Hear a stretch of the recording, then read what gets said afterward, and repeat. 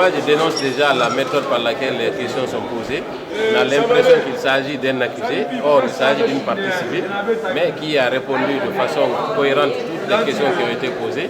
Et il n'y a aucune contradiction entre les propos qu'il a tenus ici et ceux qui ont été déjà tenus dans le cabinet d'instruction. Ce n'est qu'une suite logique de sa déposition et il a pleinement le droit d'articuler, d'apporter d'autres éléments qui n'ont pas été pris en compte pendant la phase d'enquête.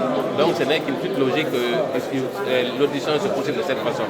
Nous avons foi au récit qu'il a fait et dans sa narration, il a expliqué réellement tout ce qui s'est passé.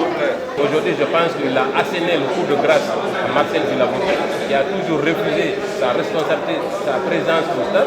Aujourd'hui, nous avons la preuve irréfutable que non seulement il était au stade, mais également qu'il a participé à la commission de toutes les infractions qui ont été commises au stade. Il a donné des instructions. Il a lui-même asséné des coups aux différents leaders. Il ne s'est pas seulement contenté de donner des instructions, il a lui-même participé à la commission des infractions. Donc aujourd'hui, la responsabilité ne souffre d'aucune ambiguïté et il devrait se raviser et se rappeler que c'est des vies humaines qui ont été perdues au stade et demander pardon aux victimes. Je pense que c'est la meilleure chose à faire aujourd'hui que de vouloir discréditer une partie civile. Nous savons tous qui est François Lucien-Fall.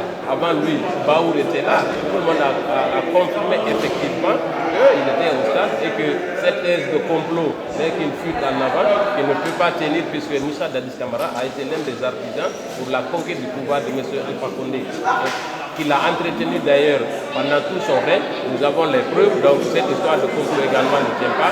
Je pense qu'aujourd'hui, M. Marcel doit se raviser et reconnaître les faits.